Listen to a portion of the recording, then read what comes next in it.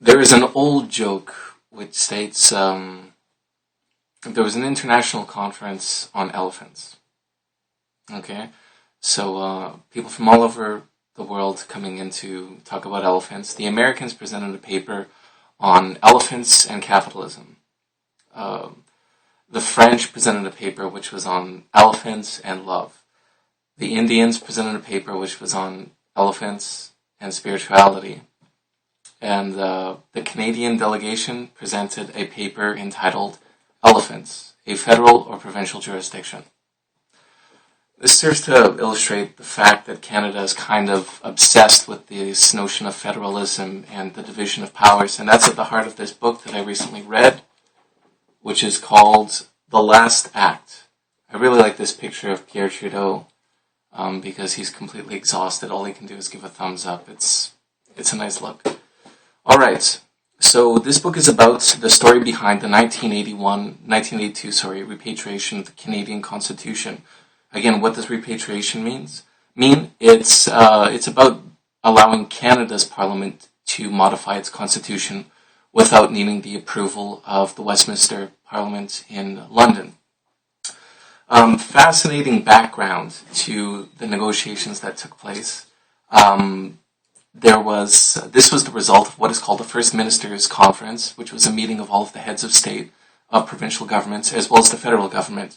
Keep in mind that during this time, the federal government, under Prime Minister Trudeau at the time, was threatening to unilaterally repatriate the Constitution. Now, for this, they had sought, that means that the House of Commons in Ottawa would undertake this responsibility on its own initiative without seeking the approval of provincial governments.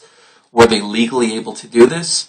Well, they sought a ruling from the Supreme Court of Canada, which ruled that legally there was a constitutional convention which held that they needed to obtain the approval of provincial governments, but at the same time there was no legal consequence from not following this convention. In other words, they could get away with it.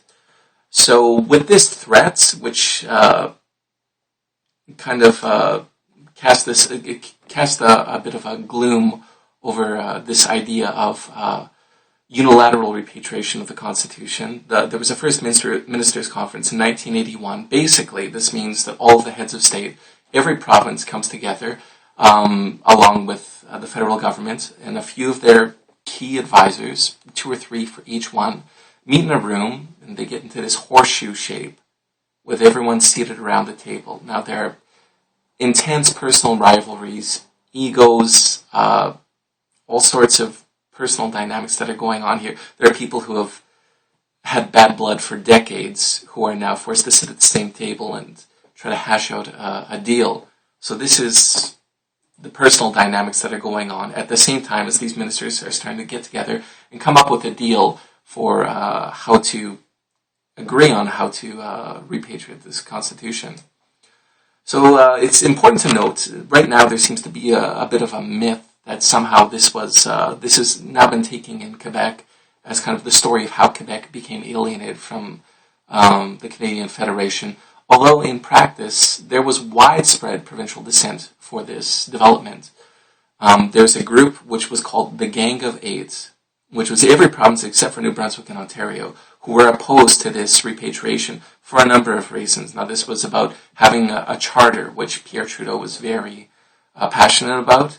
And also, a lot of them, and notably Peter Lougheed from Alberta, saw this as a hidden power grab by centralizing federal government. So there were a lot of different dynamics going on here. Again, the Supreme Court ruling had said the federal government could, without legal consequences, attempt this repatriation without getting the agreement of the provinces, to which the provinces responded with a number of threats. There was talk of,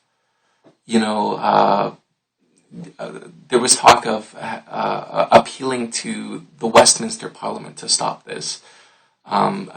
Talk about utilizing the Senate. There were all sorts of threats going on. At the same time, Trudeau responded with, for example, the idea of having a national referendum on the subject.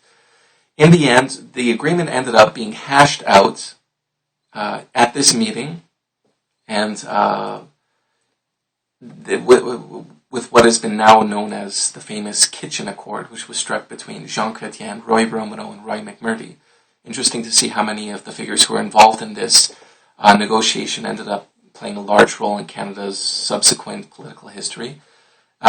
With this Kitchen Accord, there are a few major ideas that were struck, notably an entrenched charter, however balanced by the notwithstanding clause, the idea that a province could explicitly choose to derogate from any of the freedoms mentioned apart from fundamental freedoms. There was also provisions for equalization programs and protections for natural resources.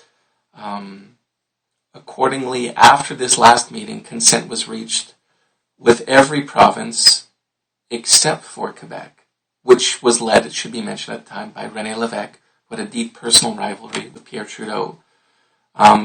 He viewed this, and the Quebec president are viewing this, as a betrayal of Quebec's interest. It should be, the name they used for it was the Night of Long Knives. And it was pretty bad. I mean, after the Kitchen Accord was struck, the premiers ended up meeting at a hotel and calling everyone except for Quebec. So René Lévesque kind of got ditched. At the same time, the other premiers had come to the conclusion that, considering that they were dealing with a government whose stated ultimate objective was to make Quebec an independent state, and by the actions of René Lévesque and his entourage during the negotiations, they felt that Quebec really was more interested in frustrating the process and proving that Canadian federalism couldn't work rather than coming to a solution. So this is how it ended. The 9 provinces ended up agreeing in principle. The Constitution ended up getting signed with Pierre Trudeau. The famous scene with Queen Elizabeth and Jean Chrétien breaking his pen on Parliament Hill. And in return, the Quebec independence movement ended up gathering steam, particularly when this notion of how Quebec had been left out was held as an important plank in the agenda of Brian Mulroney's subsequent Conservative government. So we'll talk about a little bit more of those implications and their effect on federalism later.